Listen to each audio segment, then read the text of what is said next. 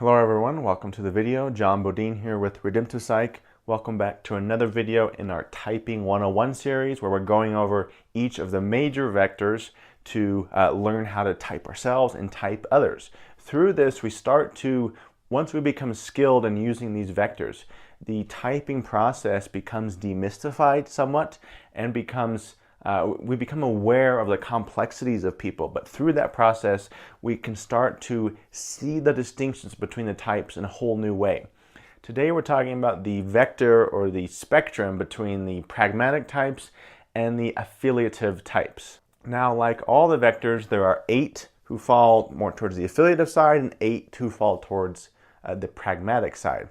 Now, some vectors are based more on how we talk. Some vectors are based more on our behavior. Some vectors are kind of based on both. This one tilts a little bit more towards action, more towards behavior. All of them do to some extent, but this one is examining how people interact within a group, how they interact in an institution, how they interact by themselves, within themselves. Now, the short definitions for affiliative and pragmatic are basically affiliative types want to do things with other people. They want to be part of something. It's about being interdependent. And the pragmatic types are more about doing it themselves or doing it in the way that what works. Their main focus is getting it done in the way that works by kind of their own standards. They're more about independence. Now, I'm going to do something a little bit different at the start of this video. Each of these traits have a spectrum, right? The extremes on one side are way over here. The extremes on the other side are way over here. But in the middle are where most people are. However, I'm going to assign the functions more so to one of these sides. Now, this is not the be-all and end-all, but I think this is helpful to get down to the microscopic, to build it one layer, brick by brick from the bottom. So pragmatic types are these 8 types. Basically all the SPs, all the artisans, and all the NTs. The artisans and the intellectuals or the rationals are the pragmatic types, whereas the affiliative types are the idealists and the guardians. Now, if you examine all the types and say, okay, which one is the most pragmatic, which one is the most affiliative, you get somewhat of a pattern. You get some patterns here that are important. Okay, all of the SPs are pragmatic. All of the types who have extroverted sensing in their hero or their parent are pragmatic. So we can graft onto that pragmatism and extroverted sensing have some serious correlation together. Now, going in further, we look at introverted thinking. All 4 introverted thinking heroes or parents, that is the ESTP, ISTP, ENTP, and INTP, are also pragmatic. Therefore, I'm going to conclude that TI and SE, just as a function pair, as individual functions, are the most pragmatic in terms of just behavior. So, and this makes sense, right? Extroverted sensing is about, okay, what's in the environment? How can I fix that? What is actually going on? It's not like what someone necessarily thinks you should do. It's what is the reality around me? And I'm going to respond to that reality with my awareness of what needs to be done to make something happen. And TI, I think it's kind of obvious why it's more pragmatic. What do I think? Okay, I see that problem. I know how to solve that problem, or maybe I don't, but I'm aware that that's a problem and it needs to be solved. This is my own thinking, my own solution generation. And TI and SE together manifested most directly in the STP types, the ESTP and the ISTP, are about problem solving with the world around me, okay? I'm aware of what's going on, and here are some solutions to fix that. If you think about being a mechanic or something that has some real tangible but problem solving skill, that's sort of the height of pragmatism. It's what is immediately in front of me that needs to be solved. Okay, and then on the far other side, we have a similar pattern, but with extroverted feeling and introverted sensing. Okay, the most affiliative function should be what are the collective values that we're all operating by. That's extroverted feeling. All of the extroverted feeling heroes and parents, the FJs, are affiliative. This is the ESFJ, ISFJ, ENFJ, and INFJ. All of them are affiliative. Likewise, introverted sensing Okay, that's all of the SJs have the highest introverted sensing hero and parent. Those 4 types, the SJs, are all affiliative also, okay? And if you go through all of the introverted sensors, there's 8, 75% of them are affiliative. The only ones who are not are the NTPs. They have SI child and inferior. They are pragmatic.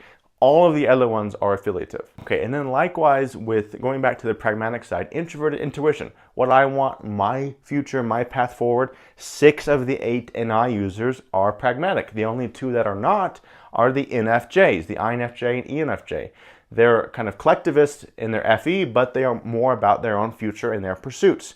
So if all of the high FE users are affiliative, this is the FE heroes and parents, we can conclude that there's a strong correlation between extroverted feeling and being affiliative.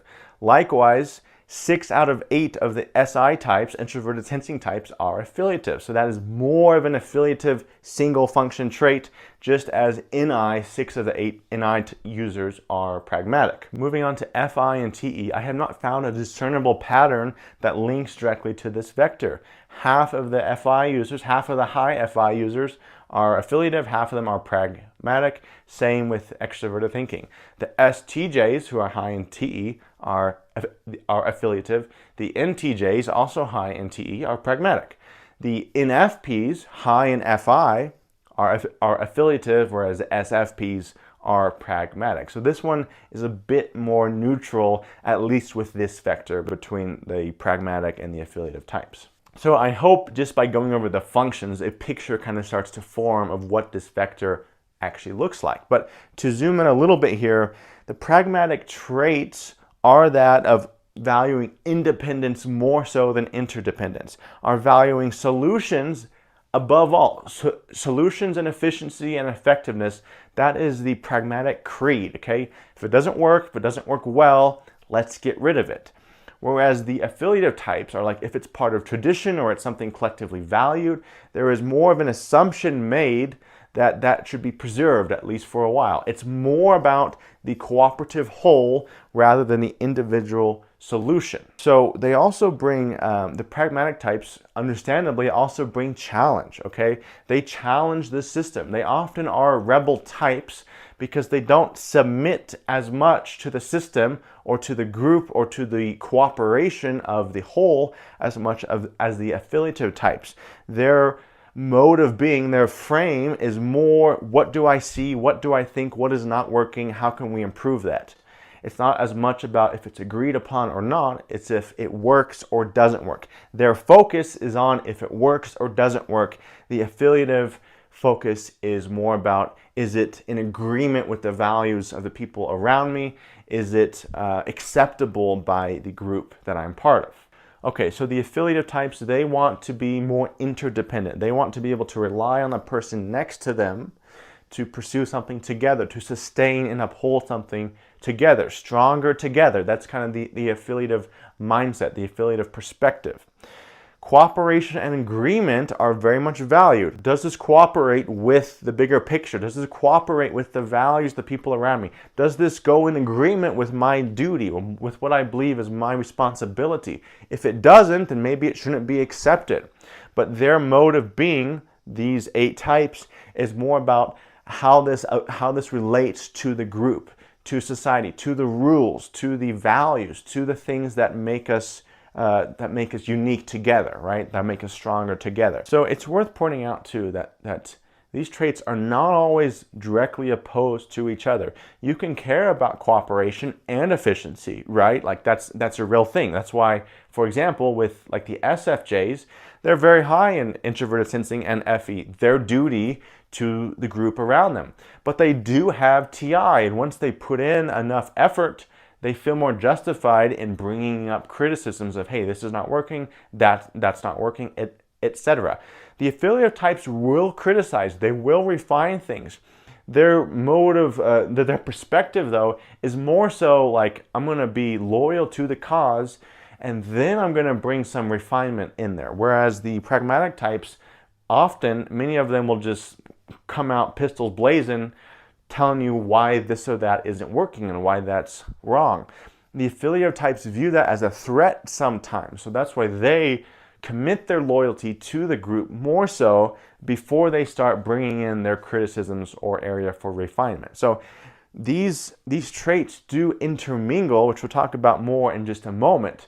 But these are, selectively their primary traits. Okay, the last part I'm going to talk about with the affiliative types is the idea of submit. They submit more to the collective, to the collectivist, to the group. They expect you to submit to the group, to the collectivist idea, okay? Because they're looking more for stability, more for predictability, more for protection as a group rather than self-reliance. The pragmatic types are much more comfortable relying on themselves in general. So this can create kind of a darkness at times, because if they perceive that you're not in cooperation with the group and that you're not submitting to the group, then you become a threat, right? And there's nothing more dark in some ways than when the whole affiliative turns on you and their friendly faces turn into kind of this predatory, this group predation where they can outcast people who bring challenges, who don't follow the rules, right? This is where you have certain groups at schools or churches or politics, whatever, people who are sticking out a little bit too much. The affiliative will naturally push them to the edges or get rid of them. Okay, in the middle here, I have a couple statements that are some of the darker sides of it. We just talked about that with the affiliative, but more so with the affiliative, some of their darker traits are superiority, okay? I'm part of the in-group. I'm accepted by all these people. We're better because we're in this together. You're bad because you do all those things that we don't agree with. Therefore, we're better. And once a group decides that they're superior to you, they can justify any behavior towards you, any action. This temptation for all these types, for it's like moral superiority, is very, very dangerous. This is where some really bad stuff can happen as soon as you make the agreement that because you are following the rules, that you are better than other people, that you are better than the people who seem a little more independent, who seem comfortable with challenging things and going their own way, who maybe seem a little dangerous to you because you can't predict their behavior as much. The superiority is a serious risk and a serious problem when it emerges for the affiliative types. Okay, related to this is the quote, fall in line. Fall in line, that's their expectation, to submit, to cooperate. And if you don't fall in line, that's where the risk starts to come to the surface. So this kind of brainwashing at a group level, the affiliative types are much more susceptible to. It's not that the pragmatic types are immune to it. I've seen that happen too, kind of in sneaky ways, but it is a much bigger risk for the affiliative. They wield the power of the group and they feel they are a spokesman for the message at times, and it can make them very dangerous fanatics who can't see things beyond their worldview lens of like, well, I'm part of the group, I'm part of the group values, right? So there's a susceptibility to cultism too, basically, with the affiliative. And then silence. Related to this, they silence the voices of people that they don't always. They can silence the voices of the people who don't fall in line, who don't submit, who they judge as not worthy of having a voice, okay? Very, very dangerous. Okay, moving to the pragmatic types, recklessness. This is the biggest trait that they are susceptible to. They will come into a well-established system, a fairly well-run institution. Maybe it's not even that well-run, but it's still existing. They will come in, they will chop things up, they will go through huge layoffs, they will just change things and wreck it potentially, okay? Because they often, when they're in that mode, they have no honor, no respect for the collective around them. Now, it's not always bad, like sometimes you do have to set things on fire, but they can be really reckless in respect to their perspective of institutions, of groups, of collective, of the status quo of things. They can just ruin things without meaning to because they don't have respect necessarily for the existing status quo, for the existing values or rules. And their mindset when they do this is, I got a better solution. This is the somewhat equivalent idea of affiliative superiority, is the pragmatic pride at times, where they feel that they have the solution. They see all the problems. They see why all those affiliative types are so stupid. I have the solution, right?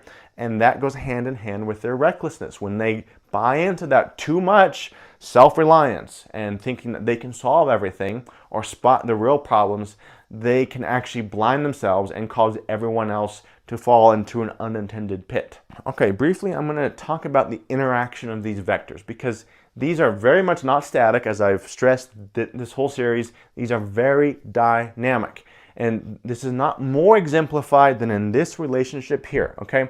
The pragmatic types create affiliations, okay? The SPs kind of create more tribal groups, and there's rules in those groups, but those rules tend to be based more off pragmatism though. But they expect other people to fall in line with those rules, right? So the pragmatic types, they create the institutions often. They are the CEOs or the tribe leaders or whatever that creates and leads certain groups. They often become leaders in their own right, and therefore they create the affiliative standards in kind of a funny full circle way.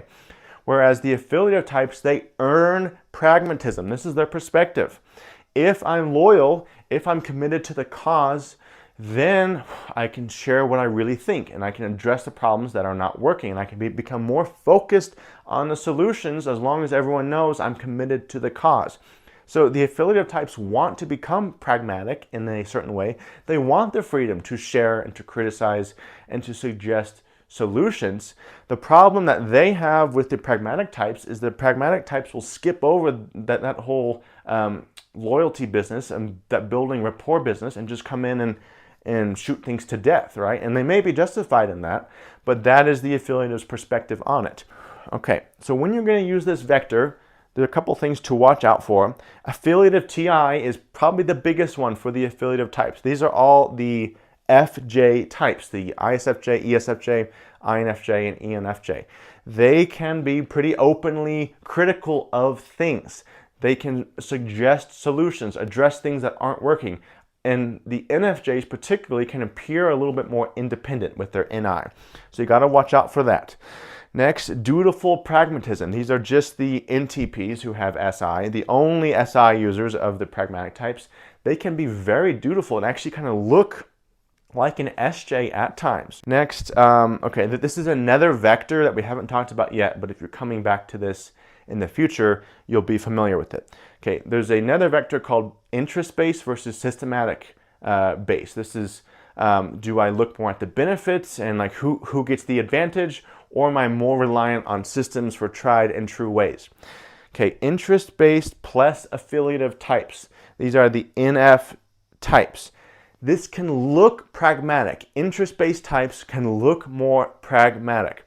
So here, this is all the NF types. They are more interest-based, more concerned about who benefits, what is the benefit.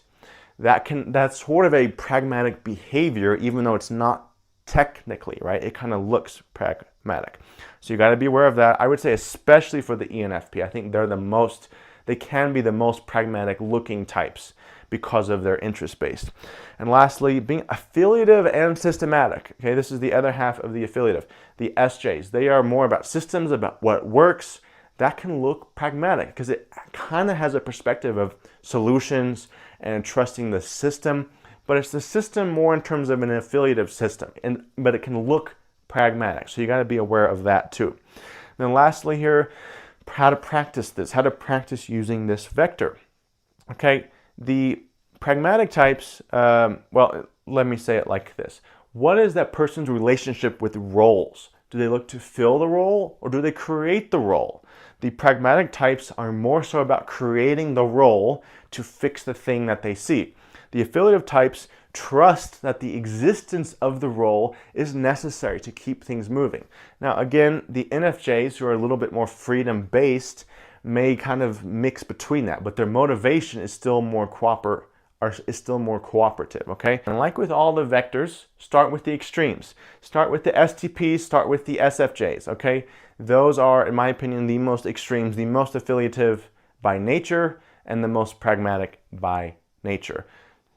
Look at people who are always about what they think, always about what works, what doesn't work, problem solving, bringing that effectiveness, that efficiency to the forefront versus bringing that collectivist, valuative, more agreeableness to the forefront. That's more the affiliative and pragmatic side.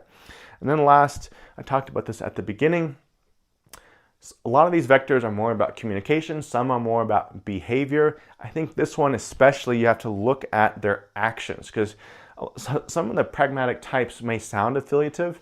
Those NTJs may talk about the rules and the standards, and it can look a little STJ-ish, right? Some of the FJs with their TI, even though it's a little lower, can talk about problems and efficiency and effectiveness.